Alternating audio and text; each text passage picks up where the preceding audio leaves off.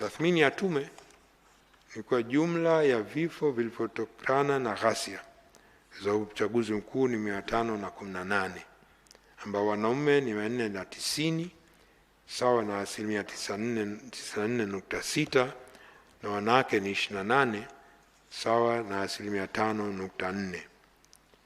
Wingi kati ya vifo hivyo vilikuwa sio vya kawaida, yani unnatural. Vifo vya kawaida sio kisheria, vifo sio halali, sio unlawful.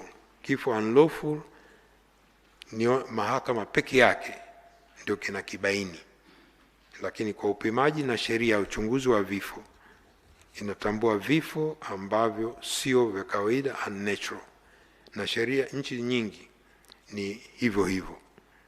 Kuna vifo vya kawaida, uzee, vifo unnatural sio vya kawaida, ndio vilivyobainika hivyo. Mkoa wa Dar es Salaam ulikuwa na vifo vingi zaidi, ikiwa ni zaidi ya vifo 182, kifuatia na Mwanza 90, Mbeya 80 na Arusha 53. Kati ya vifo hivyo 818, 21 vilikuwa vifo vya watoto. Katika kundi hilo 15 walikuwa watoto wenye umri kati ya miaka 15 na 17, 4 walikuwa umri kati ya miaka 7 na 10, na 2 umri chini ya miaka 5. Vifo 205 sawa na 96.7 vilikuwa vya raia, civilians, na vifo 16 sawa na 3.1 vilikuwa maafisa na askari wa vyombo vya ulinzi na usalama.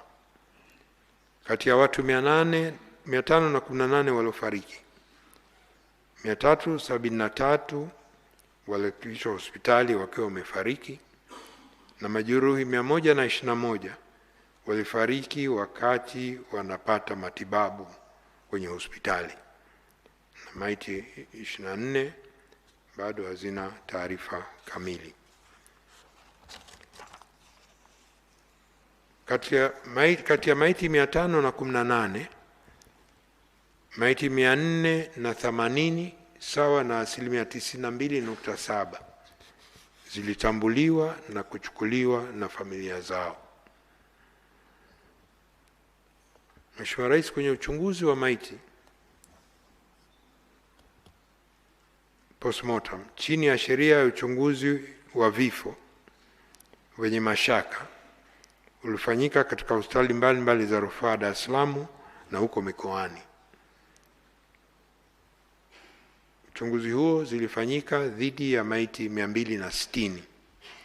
Maiti nyingine hazikufanya uchunguzi kwa kukosekana kwa ridhaa za ndugu na familia, ambao walitaka kuchukua maiti za ndugu zao kwa haraka ili wakazike. Kati ya maiti 260 zilizofanywa uchunguzi, nyingi zilibainika kuwa na majeraha ya kutobolewa na vitu vyenye ncha kali na kuvunjika katika sehemu mbalimbali za mwili. Majeraha hayo yalisababishwa kupoteza damu nyingi, hivyo kusababisha vifo hivyo. Nyingine aidha, kuna maiti 21 hazikuonyesha aina yote ya majeraha, na maiti 6 zilikuwa na majeraha ya moto. Maiti ambazo hazikuchukuliwa na ndugu. Maiti 485 katika maiti 118 zilitambuliwa na kuchukuliwa na ndugu zao kutoka vituo vya afya kwa ajili ya mazishi, lakini maiti 6 tu ambazo hazikutambuliwa na hazikuchukuliwa. Kati ya hizo maiti 6 zimezikwa kwa mujibu wa kanuni za utupaji wa taka na mabaki ya miili ya binadamu na mamlaka za serikali za mitaa, ambao ndio utaratibu, ndio sheria nchini. Kuna maiti 3 tu ambazo bado zipo, lakini zimefanyiwa uchambuzi wa kinasaba. Hizo ziko bado mkoa wa Dar es Salaam, bado mpaka leo ziko hospitali ya Muhimbili.